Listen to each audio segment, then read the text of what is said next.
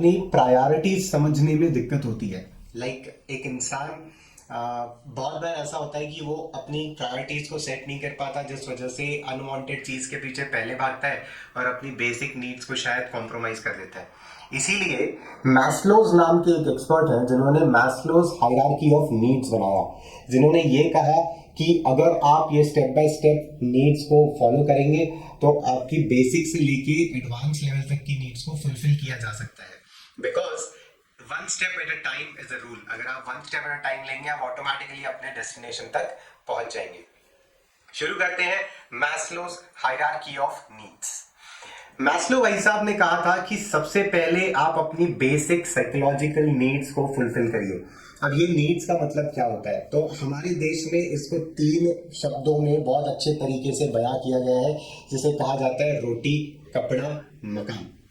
तो हमें basic psychological needs मतलब ये होती है कि हम अगर रोटी, कपड़ा, मकान अपना अरेंज कर लें सबसे पहले, मतलब हम सबसे पहले उन चीज़ों के पीछे फोकस करें जहाँ पे हमारी बेसिक साइकोलॉजिकल नीड्स मिल जाए, तो ऑटोमेटिकली हमारा सेटिस्फैक्शन लेवल आने लगेगा।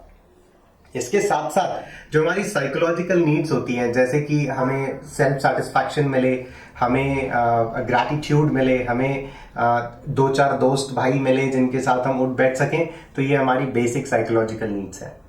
सेकेंड स्टेप आता है जिसमें हम बात करते हैं सेफ्टी की और सिक्योरिटी की। तो अब समझ लीजिए आपके पास रोटी, कपड़ा, मकान है। अब आप क्या करेंगे, आप बोलेंगे कि अब मेरे को सेफ्टी और सिक्योरिटी मिले, मतलब मेरे को जॉब सेफ्टी हो, मैं जो काम कर रहा हूँ वो सेफ हो, सेफ वर्किंग एनवायरनमेंट मिले, मैं जिन लोगों के साथ काम करता हूँ वो मेरे साथ काम करने में इंटरेस्टेड हो, रिटायरमेंट बेनिफिट्स मिले, सिक लीव्स मिले। ये सारी प्लानिंग जो होती है ना, ये तब शुरू होती है जब आपकी बेसिक नीड्स फुलफिल होती है। तो safety and security is the second option, जहां पे आप अपने सेफ्टी के बारे में सोचते हैं तो आप इंश्योरेंस लेते हैं, आप अपने परिवार का भी इंश्योरेंस लेते हैं। मतलब मैं बात कर रहा हूँ work profile and personal profile दोनों की। तो अब मैं अपने परिवार का भी इंश्योरेंस लेके रखता हूँ ताकि थोड़ी और सेफ्टी रहे। मेडिकल इंश्योरेंस ले लेते हैं, लाइफ इंश्योरेंस ले लेते हैं, ताकि सेफ्टी एंड सिक्योरिटी को थोड़ा सा इनहांस किया जा सके। हम अपने आप को फाइनेंशियली थोड़ा सा स्टेबल कर देते हैं, क्योंकि कभी अगर कोई मेडिकल इमरजेंसी आ जाए तो वो इंश्योरेंस कंपनी आपके खर्चे संभाल लेती है, ना कि आपके जेब से वो पूरा पैसा जाता है। इसके बाद हमारा तीसरा लेवल आता है जिसे कहा जाता है सोशल लेवल। ना ये समझिए कि आपके पास रोटी, कपड़ा, मकान आ गया, आपके पास सेफ्टी सिक्योरिटी है। अब आप बात करेंगे ना कि मेरे को एक सोशल लेवल पे मैं आके 4 दोस्त बनाऊं, 4 लोगों के साथ उठूं बैठूं। अदरवाइज पहले ही आप दोस्त बनाने लग जाएंगे और यहाँ खाने पीने वाने और दोस्ती निभाने में लगे हुए हैं। ऐसा तो होता नहीं है। तो सबसे पहले खुद, फिर दूसरे, स्वयं, फिर दूसरे। तो इसीलिए 2 लेवल कंप्लीट होने के बाद हमारी तीसरी लेवल आती है जहां पे हम बात करते हैं सोशल नीड्स की।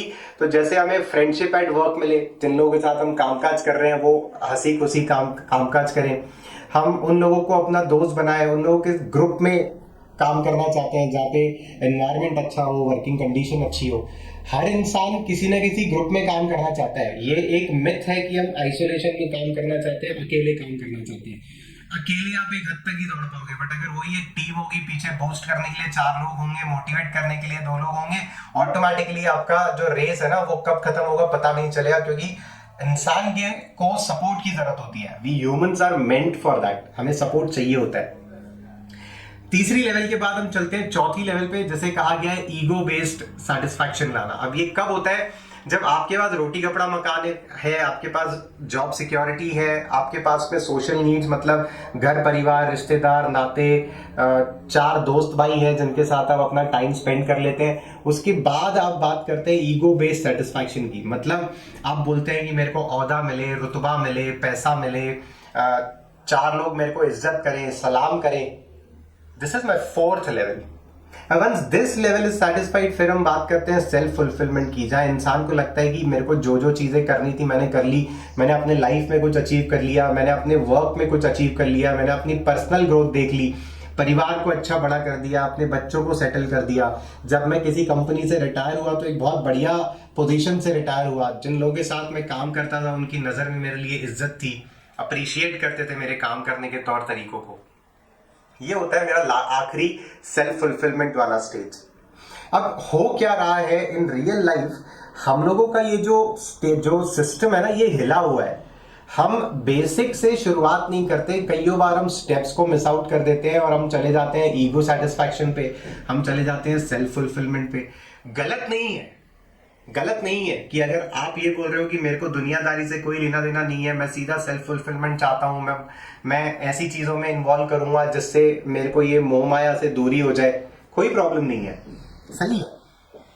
But over a period of time जब आपके अंदर वो डिजायर्स पैदा होना चालू होगी, वो एक्शंस आपको लेने की इच्छा होगी, एट दैट मोमेंट आपको वापस नीचे से जाना पड़ेगा।